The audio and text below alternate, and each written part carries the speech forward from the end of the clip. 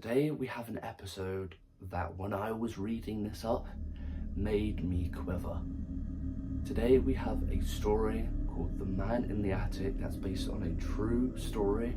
It was based on a show as well, they made an episode about it. So if you do enjoy today's content or video or story, make sure to like and subscribe and hit that notification bell so you don't miss when I upload. But for today, we've got The Man in the Attic. Let's get into the story. So to start off the story, this person, her name is Jessica.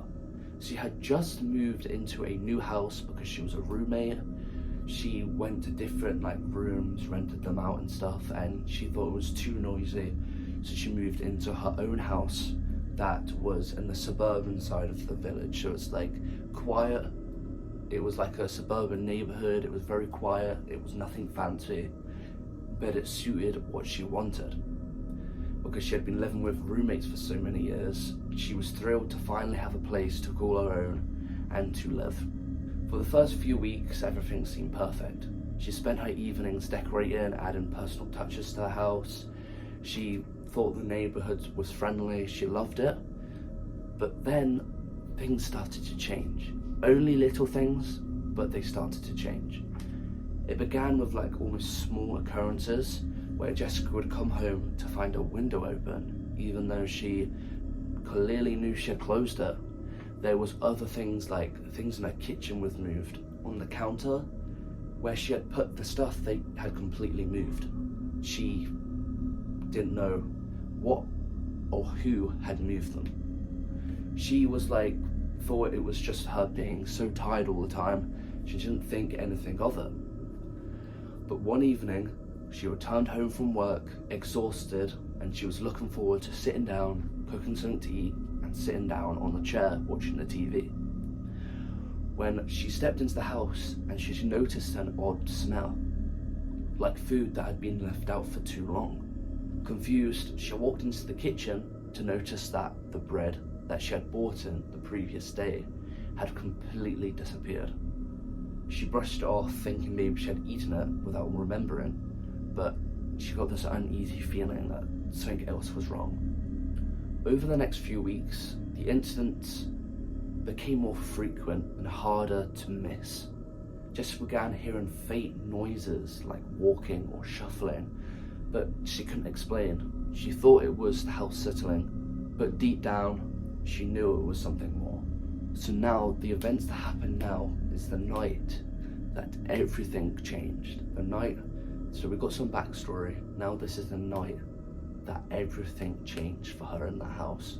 So one particular cold night, Jessica sat on a couch with a blanket and said that day was a stressful day. She had something to eat.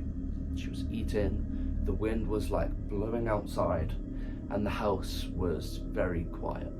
She flipped through the channels on the TV using her remote, trying to focus on something to distract herself from all the stuff that had been going on. Eventually she found a movie that seemed interesting and tried to relax. Around midnight, as the movie was playing, she heard it again, a soft thump from above. So a few nights before she had heard a thump from upstairs in the attic, and again she had heard it again. The sound was faint, but she knew it was still there. She knew that something was going on. Then another thump, but it was louder this time. Jessica was shaking. She had lived in the house for months and never gone up to the attic. It was one of those spaces you would rarely think about, only used for storage by the previous owner. But now, when she heard the creaks, it would seem to amplify from the attic and it would fill her up with dread.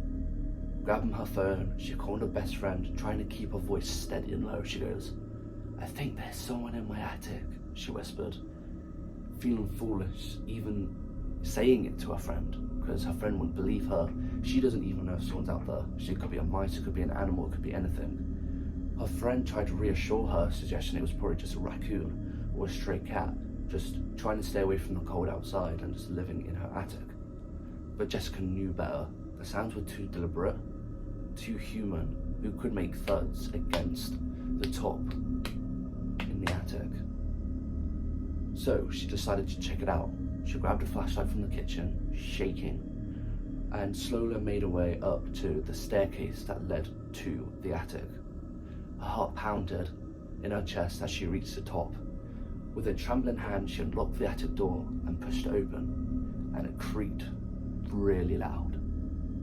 She shone the flashlight into the dark place. She shone it because it was pitch black in the attic, completely dark. So she has the flashlight, scanning the area. At first, she saw nothing but old boxes and old furniture that was up there. Then something caught her eye. A small pile of food wrappers was sitting in the corner of the attic, along with an old blanket, and her stomach dropped as she realized what she was looking at. Someone had been living in her attic. So she started to panic. As she backed away, she could turn around, and then that's when she heard a noise coming from the attic right next to her, up in the attic. She heard a rustling noise behind one of the boxes. She froze. She got her flashlight shaking slowly, and she saw a figure standing right there, right next to her, with a man with wild eyes, and his clothes were dirty and torn. He stared at her, unblinking, as if he was trying to decide what to do with her, or what to do next. Jessica's mind raced, trying to figure out how to escape. The man took a step towards her, and she bolted down the stairs, slamming the attic door behind her. She didn't stop running until she was outside, where she called the police, her hands shaking uncontrollably. Imagine you in that situation. You go up in the attic just to check it out, and you see a person living in your attic. When the police arrived, within a few minutes, they searched the attic. They found the man still hiding there, curled up in a corner. He had been living in a home for weeks, sneaking down in the house when Jessica was at work, so she can go down and get some food, get some drink, go back in the attic. She then left the home, never returning there again. She thought how close she was to something happening to her. So she packed her things up, sold the house, and left. To this day, she can't shake the feeling that someone might be watching her. So that is all for today's story, guys. If you enjoyed today's video, make sure to like, subscribe, turn notifications on so you won't miss when I upload. Make sure to tune into any more videos, and I'll see you guys on the next one. Goodbye.